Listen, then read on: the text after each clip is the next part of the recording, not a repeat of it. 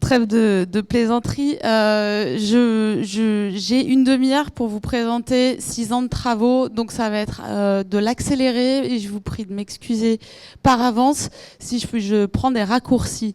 Je voudrais simplement vous dire d'où je parle. La Fonda est une association au service des associations.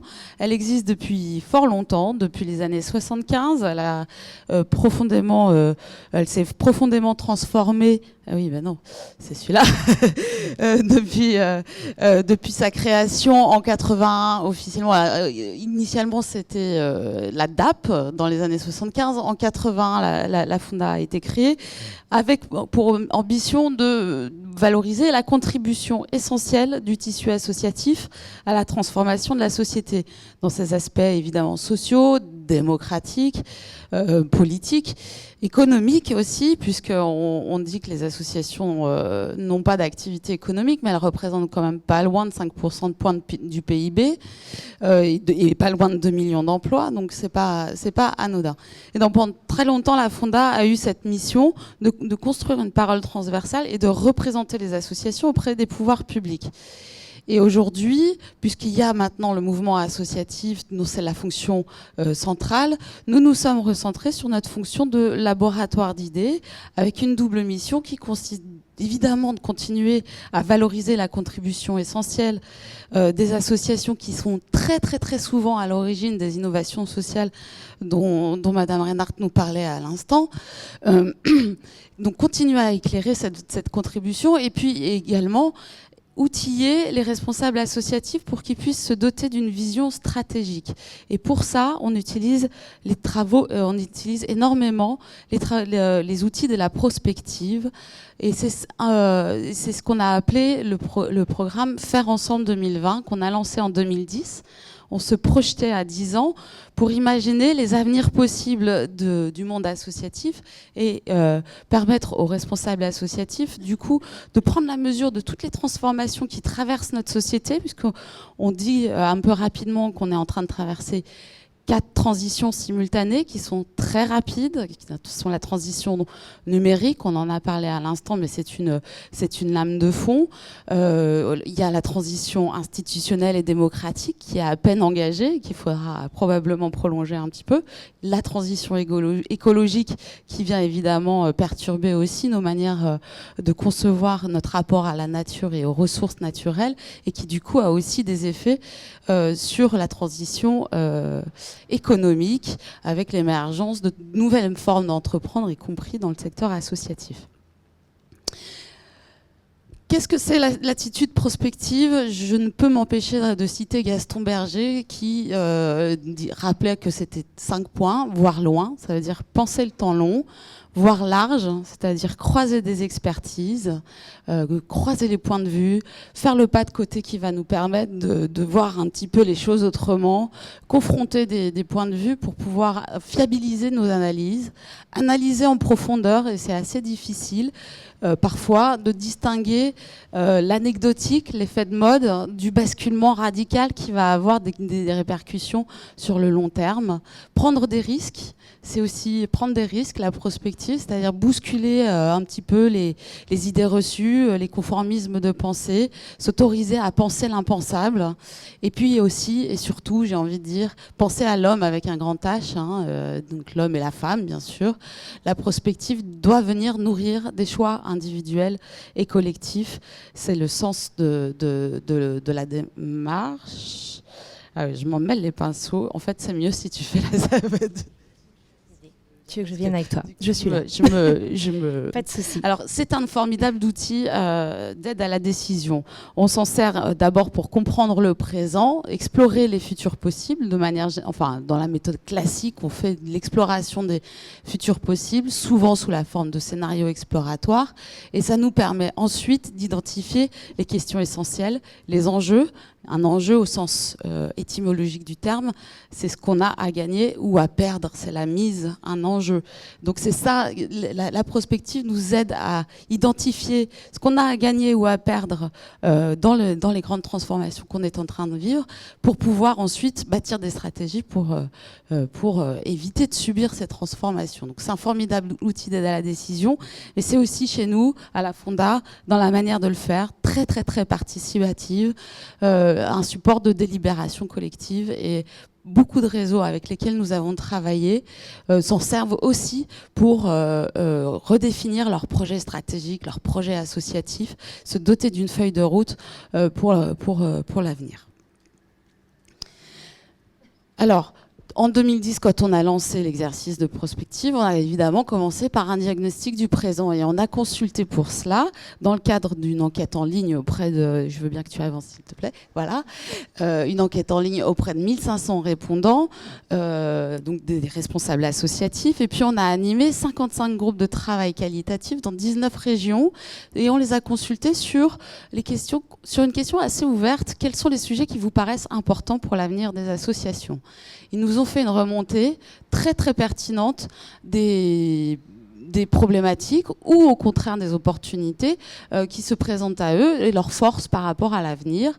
Augmentation des besoins sociaux, on en parlait tout à l'heure, mais c'est vrai que la paupérisation, le vieillissement démographique et différentes grandes tendances lourdes comme ça viennent augmenter les besoins. La redéfinition des modalités de financement avec les partenaires publics, le recours du coup accru à la participation des usagers, des problèmes de qualité de l'emploi dans le secteur associatif. Je disais tout à l'heure, il y a 1 800 000 emplois, mais on ramené en équivalent temps plein, on redescend à un peu plus d'1 million. Donc ça vous dit la nature des emplois à temps partiel. Les difficultés de renouvellement des dirigeants associatifs avec plein d'autres problématiques dans les espaces de gouvernance, la place des femmes, la place des usagers, la place des jeunes, voilà, des dysfonctionnements qu'on connaît un petit peu dans nos organisations, mais aussi des atouts, une capacité à détecter les signaux faibles, leur proximité avec le terrain leur permet d'identifier des besoins émergents et d'être relativement efficace dans la capacité à y répondre avec peu de moyens. Donc ça, c'est une capacité d'invention, d'inventivité et d'innovation sociale qui sont réelles dans le secteur associatif, qui aussi est un formidable espace pour aider les individus à développer leurs propres compétences, leur pouvoir d'agir.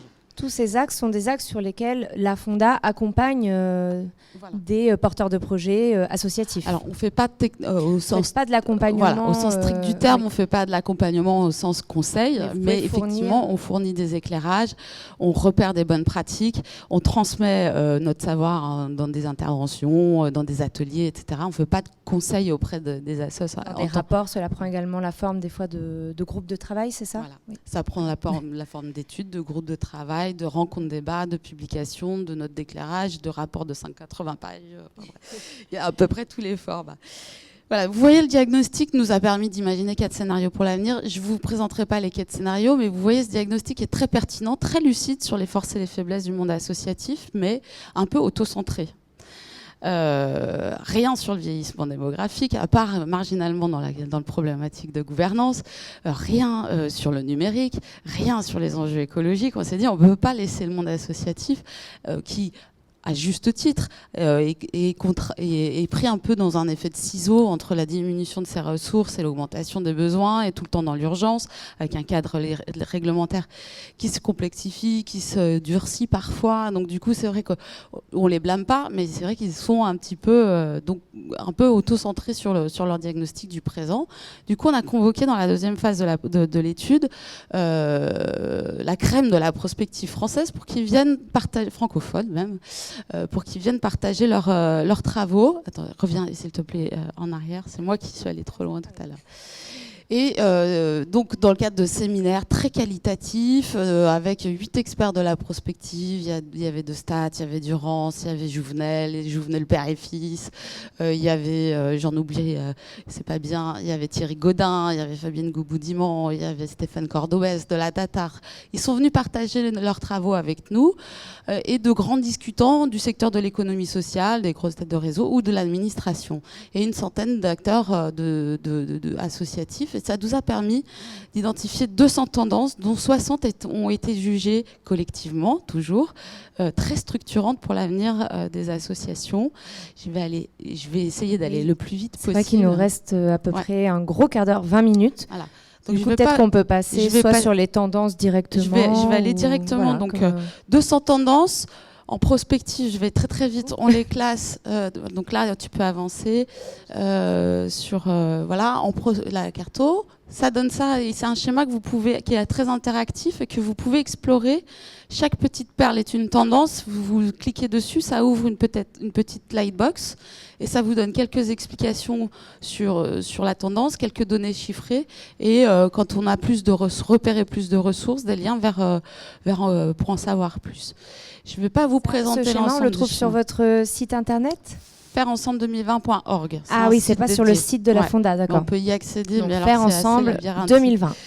Faire ensemble 2020, tout attaché. Faire ensemble avec 2 du coup. Tout attaché 2020.org. J'avance sur la nomenclature internationale, donc on s'en fout. Mais on classe les informations selon les 6 systèmes. C'est une manière d'organiser la matière. Il y a le politique, il y a société, il y a économie, il y a environnement, il y a l'individu. Les comportements individuels ont changé. Et il y a le système technosciences et connaissances. Où il manque encore beaucoup de planètes, mais c'est une manière d'organiser l'information dont on dispose, mais c'est une lecture un peu à plat, et donc du coup je vais vous proposer une lecture un tout petit peu plus problématisée. Du coup je me suis arrêtée sur la slide économie, mais non, il faut que tu avances sur l'analyse par les courants. 3 courants, on a repéré que ces tendances se rassemblent naturellement et on a identifié 3 courants. Ce ne sont pas des scénarios, c'est vraiment le diagnostic du présent. Mais il y a 3 modèles de société qui actuellement coexistent.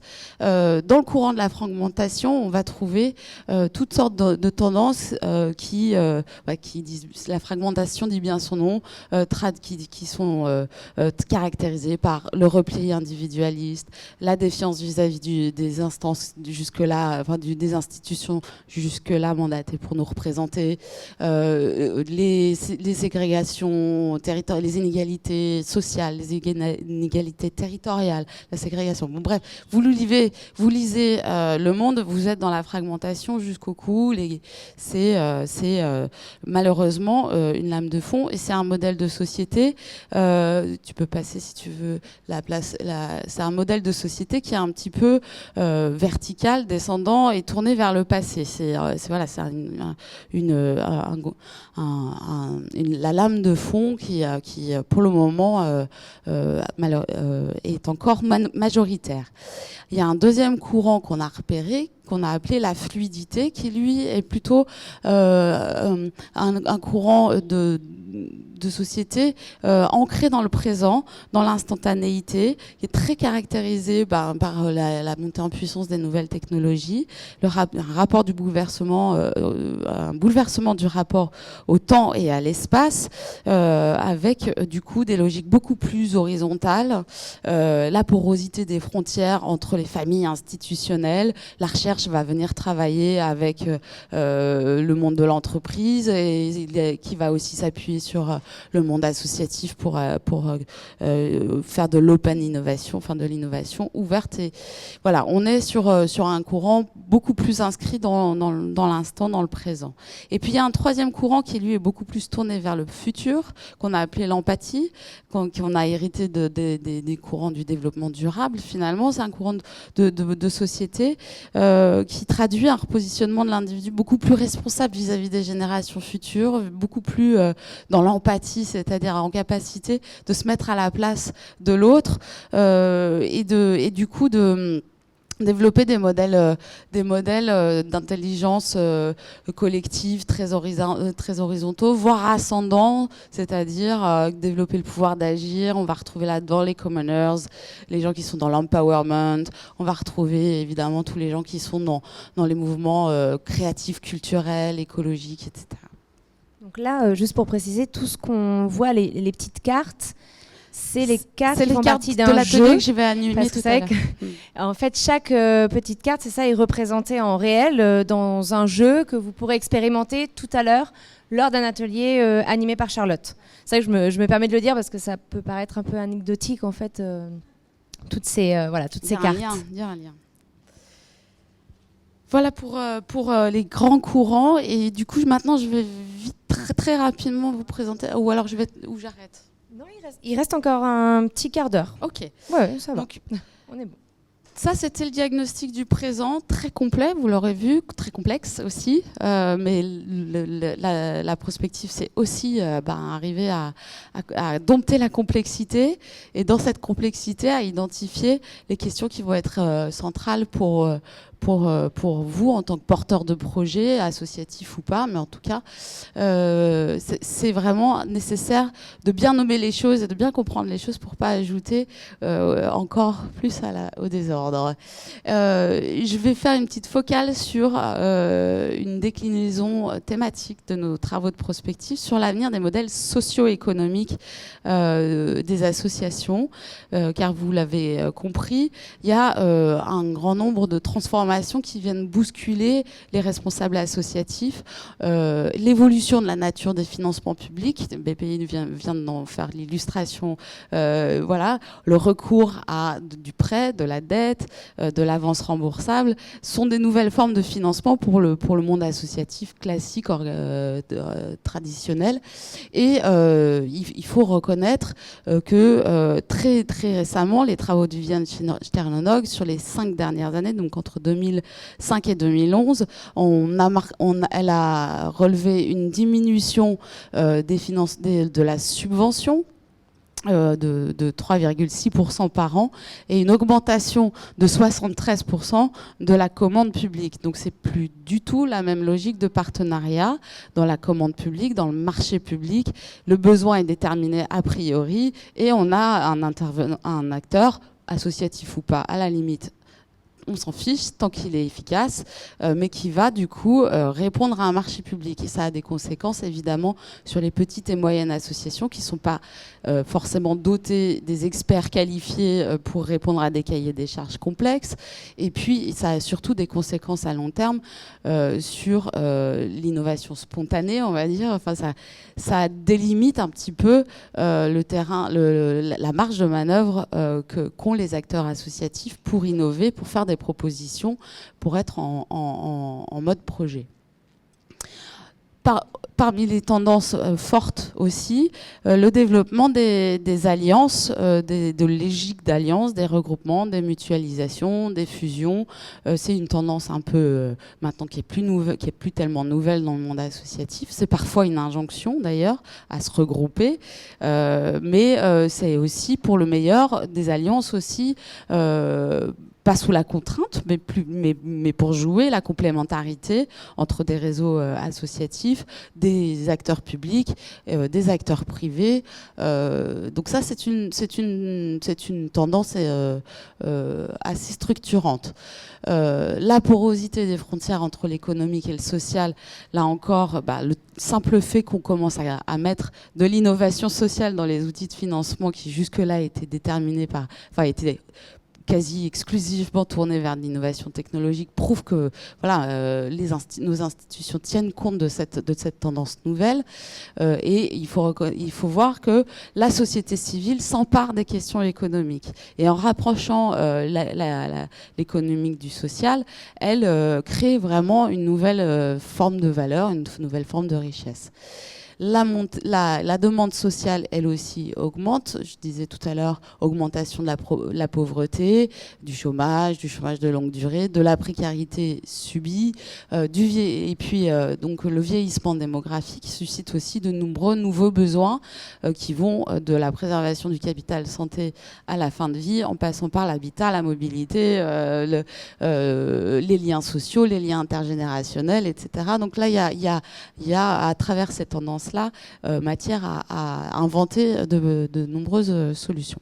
Et puis l'évolution des richesses humaines, j'insiste sur le terme parce que dans le monde associatif, la principale richesse, c'est quand même le bénévolat. Il y a 16 millions, on compte à peu près 16 millions de bénévoles, pour peu qu'on soit en mesure de les compter vraiment. Ils n'ont pas été comptés depuis 2002 sérieusement, faut le reconnaître. Mais en gros, la principale richesse des assos et des mutuelles d'ailleurs, dans les mutuelles aussi, il y a du bénévolat. Ce sont les bénévoles et l'engagement se transforme, vous le savez peut-être, ou vous le vivez aussi peut-être dans vos organisations. On ne s'engage plus sur la durée, enfin beaucoup moins sur la durée sans contrepartie, etc. Beaucoup plus dans une logique d'investissement sur un projet avec un début, une fin, des résultats tangibles qu'on va pouvoir mesurer, qu'on va pouvoir prendre la mesure de la valeur de notre propre engagement, se sentir utile.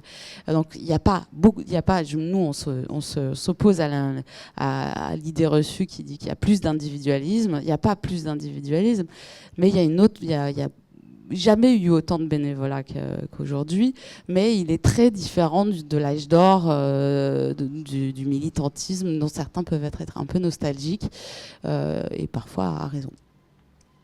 Voilà, pour les grandes tendances. Ces tendances, en général, on fait des hypothèses d'évolution, on les combine selon leur pertinence, leur cohérence, et on en fait des scénarios. Et donc là, je vous présente 4 scénarios pour l'avenir du modèle socio-économique des associations qu'on a construit à 40 dans le cadre d'un groupe de travail où il y avait tout l'échiquier idéologique qui caractérise le monde associatif aussi, avec des gens très ouverts aux nouvelles formes de financement et d'autres plutôt arc-boutés sur des modèles plus sécurisants pour eux, qu'ils jugent plus sécurisants. Donc, scénario 1, chacun pour soi et personne pour tous, on l'a appelé comme ça. Scénario 2, la subvention ou rien. Scénario 3, le scénario des alliances et de la co-construction. Scénario 4, le social business as usual. Enfin, c'est un petit jeu de mots, pas très drôle. Oh, d'accord. Dans le scénario 1, alors, juste avant de décrire les scénarios, peut-être qu'on on garde 10 minutes, un quart d'heure pour les questions. Il nous reste à peu près 10 minutes pour intervenir. Est-ce que ça peut le faire? Ça va le super. faire. Je vais aller et très peut-être vite. s'il y a des questions aussi, si ça te dérange pas, si ça vous dérange pas pendant l'intervention, peut-être n'hésitez pas à me demander le micro et à intervenir aussi, peut-être. S'il y a en tout cas des choses qui sont mal comprises, c'est vrai que c'est assez complexe quand même, assez dense, donc n'hésitez pas. Ce qu'il faut retenir, c'est qu'aucun de ces scénarios va se réaliser et la fonction d'un scénario, c'est pas du tout de prédire l'avenir, jamais, jamais, jamais. C'est vraiment de pousser les curseurs à fond sur les tendances qui sont à l'œuvre pour voir ce que ça peut donner si on reste sur un scénario tendanciel, enfin si on prolonge la tendance. Et ça n'a d'intérêt que pour susciter le débat, susciter des prises de position. Ah, le scénario de la subvention ou rien, je n'en veux pas. Dont acte, qu'est-ce que je fais pour le contrer? C'est ça l'intérêt des scénarios en prospective. C'est intellectuellement passionnant d'imaginer des futurs possibles, d'explorer des futurs possibles, mais on s'arrêterait au milieu du gué si on se contentait de ça. Le but du jeu, c'est d'atterrir ensuite dans de la décision, donc définir des caps stratégiques, où est-ce que je veux aller, et ensuite des chemins stratégiques, c'est comment je vais y aller. Donc dans le scénario 1, l'État poursuit le transfert de ses compétences vers les collectivités locales, sans forcément donner aux collectivités locales l'intégralité des moyens. On est dans le scénario un peu à la Cameron, c'est-à-dire Big Society. On transfère sur les collectivités territoriales et sur la société civile. On diminue les subventions et du coup, pour compenser, les associations se tournent vers de la prestation de services, augmentent leurs tarifs en termes en direction des usagers, augmentent leurs cotisations, reportent finalement sur leurs usagers, ce qui peut avoir des conséquences du coup pour les populations les moins solvables. Le privé, voyant qu'ils sont fragiles, ne prend pas le relais. Dans ce scénario, les entrepreneurs préférant apporter leurs compétences ou leurs fonds à des activités beaucoup plus rentables. Les petites et moyennes associations sont les plus touchées, à l'exception évidemment de celles qui n'ont ni salariés ni investissement fort, et elles sont aujourd'hui majoritaires. 9 associations sur 10 vivent sans salariés. Les grandes associations, et en particulier les têtes de réseau, les échelons intermédiaires, sont particulièrement touchées dans ce scénario 1. Et malgré les difficultés, elles ne parviennent pas du tout à faire cause commune, à s'allier entre elles. Elles s'acharnent à défendre, chacun pour elles-mêmes, leur petit précaré, le peu de subventions qui leur reste, plutôt que de chercher à peser collectivement. C'est le scénario catastrophe. Scénario 2, là, elle s'allie pour dénoncer d'une part la marchandisation du lien social et par ailleurs pour défendre la subvention comme unique moyen de soutien comme unique mode de financement. Elles sont dans une moindre précarité financière, il faut le reconnaître, mais du coup elles sont peut-être moins vigilantes aussi sur la maîtrise de la dépense et l'optimisation du coût des dépenses, mais ça leur permet de bien sécuriser les emplois et du coup d'avoir aussi un petit peu de sécurité pour innover, pour rechercher, pour faire expérimenter de nouvelles manières de répondre à des besoins sociaux ou de répondre à des nouveaux besoins sociaux aussi. Elles mutualisent moins leurs ressources par définition dans ce scénario puisqu'elles n'en ont pas besoin.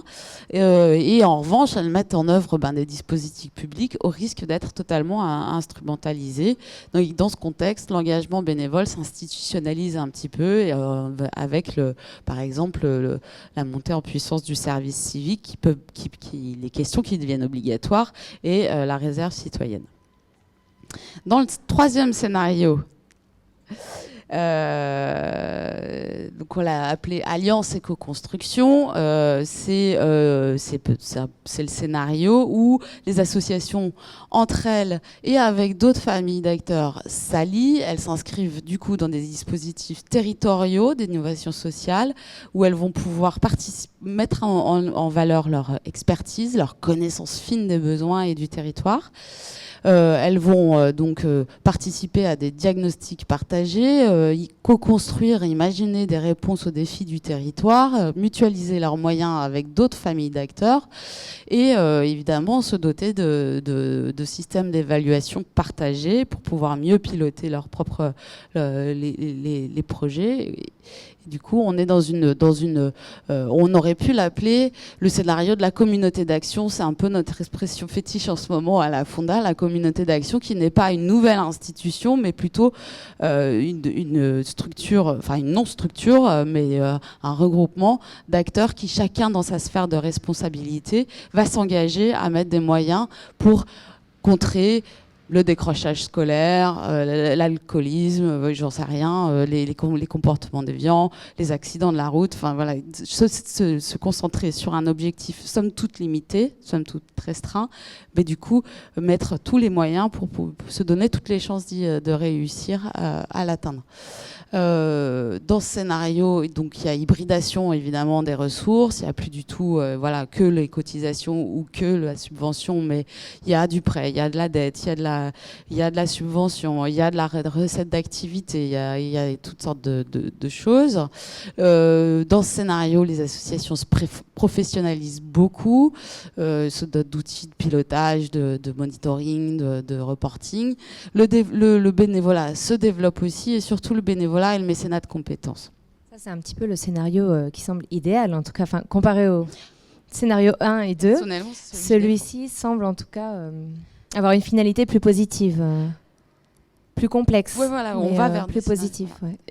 En tout cas, c'est celui que personnellement j'ai envie de défendre et même d'expérimenter. Ça se voit. Le scénario 4, le scénario du social business.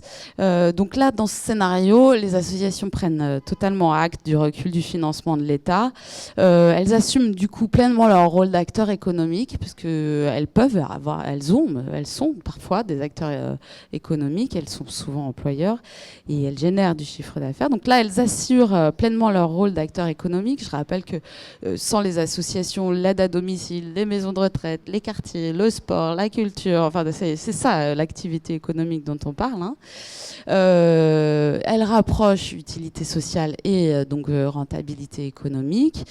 Pour financer leurs activités non rentables, elles ouvrent des filières lucratives. Et puis, elles vont pas hésiter dans ce scénario à se regrouper en mode joint venture pour choper des marchés publics ou choper des marchés privés d'ailleurs pour obtenir des marchés. Elle s'ouvre aux outils d'investissement à impact social dont vous avez peut-être entendu parler aussi. Et puis, dans ce scénario, là aussi, forte professionnalisation et développement du bénévolat et du mécénat de compétences. J'en arrive à mes 4 enjeux et j'aurais terminé, c'est pas beau.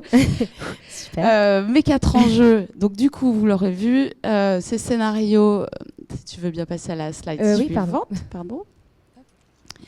Ces scénarios vous auront peut-être pas laissé indifférents et du coup ils permettent justement de se dire bon, qu'est-ce qui est vraiment important, et collectivement dans le cadre de notre groupe de travail on a identifié 4 enjeux pour l'avenir. C'est comment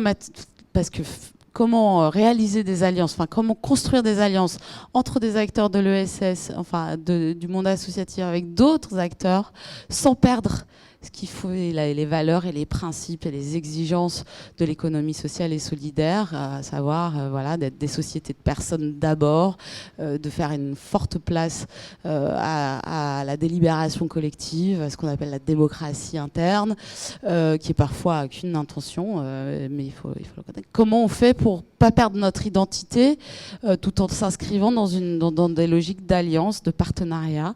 Ça, c'est un premier enjeu pour l'avenir. Deuxième enjeu, comment on sort du chacun pour soi et comment on diversifie nos ressources de financement en tenant compte de nouveaux modes de fonctionnement, aussi en termes de gouvernance, avec l'ouverture à des parties prenantes, du coup, qui viendraient des fameuses alliances que nous avons tissées dans le point 1, dans l'enjeu 1.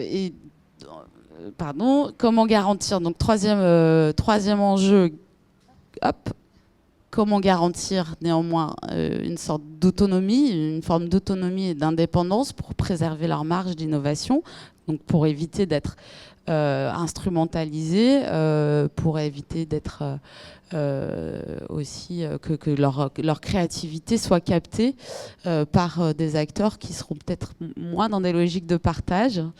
Et puis, dernier point, comment connaître et faire reconnaître le savoir-faire, les valeurs aussi, mais surtout le savoir-faire, l'expertise des associations comme moteur de l'innovation sociale. C'est un enjeu fort de faire reconnaître de faire prendre conscience que l'innovation sociale, ça date de bien avant que ce soit la mode et que ce soit un slogan, que ça n'a pas toujours été reconnu, mais dès 2005, l'Europe commençait à inscrire ça dans le livre vert de l'innovation comme étant, intégrer l'innovation sociale dans la définition de l'innovation. Et du coup, comment on peut montrer que les associations, très souvent, sont à l'origine d'innovation sociale. Pour prendre un ou deux exemples, les crèches. Les crèches, c'est des assos au départ. Le service civique dont on parle aujourd'hui, c'est une toute petite association au départ qui est née à Paris et qui a aujourd'hui 10 000 jeunes, qui s'appelle Unicité. Les jardins partagés, les AMAP, je peux en citer comme ça à l'appel. Et il est important de faire reconnaître que dans le secteur associatif, chez les professionnels comme chez les bénévoles, il y a une expertise et un savoir-faire qui est vraiment précieux pour l'avenir. Voilà, Une nécessité, c'est qu'il faut passer de l'exploration à la stratégie. Je voulais juste montrer rapidement le schéma, si tu veux bien passer voilà, la slide d'après. Je ne sais pas si vous voyez bien avec le soleil, mais c'est le petit tableau bord qu'on utilise pour expliquer comment on passe donc de l'exploration à la stratégie. Et vous voyez, on se pose un certain nombre de questions face à l'avenir. Il y a une phase de diagnostic que vous allez trouver dans la première colonne avec 2 questions, c'est qui sommes-nous? Et ça, c'est le diagnostic interne. Quelle est ma vision? Quelle est ma mission? Quelles sont mes valeurs? Quelles sont mes forces et mes faiblesses? Et ça, en général, on le fait plutôt bien, le qui sommes-nous. Que peut-il arriver? Le 360 que je vous ai fait en 2 minutes, que peut-il advenir? Où sont les menaces? Où sont les opportunités? Où sont les risques? La différence entre une menace et un risque étant très subtil, mais une menace existe, un risque est une probabilité. Les zones de turbulence, etc. Ça, c'est déjà plus compliqué. L'histoire de Faire Ensemble 2020 vous le confirme, c'est qu'il n'y avait rien sur le numérique, rien sur le vieillissement, vous vous rappelez. Donc là, il faut parfois s'obliger à ouvrir, et c'est pour ça que je vous invite à participer à notre atelier tout à l'heure, puisque les 200 tendances que j'ai pas eu le temps de vous décrire, vous allez pouvoir jouer avec. On n'a pas eu le temps de tout voir, mais on a eu un aperçu du coup très rapide de voilà, après, les axes. Sur les différentes étapes, après on se pose la question, donc qui sommes-nous? Que peut-il arriver? Que pouvons-nous faire? Quel est notre cap à l'horizon 2020, 2025? Après, c'est vous qui définissez votre échelle. Et l'étape que tout le monde chante, c'est celle-ci. C'est qu'est-ce qu'on veut être dans 5 ans ou dans 10 ans. Et on passe du diagnostic au plan d'action la plupart du temps. Et il y a vraiment un travail fort à faire à ce niveau-là. Pardon pour le... je suis sortie du champ. Il y a vraiment un travail à prendre du temps à définir ce cap stratégique. Et après, qu'allons-nous faire? On va s'efforcer de regarder quelles sont les actions qui ont le plus d'effet de levier et qui sont le plus faisables. Et si elles sont les deux, si elles ont un fort impact et un effet de levier, alors elles deviennent des priorités dans le plan d'action. Donc on peut peut les mettre en œuvre dès demain. Mais si l'effet de levier est faible, c'est pas intéressant. Et si la faisabilité est faible, c'est plutôt pour après-demain.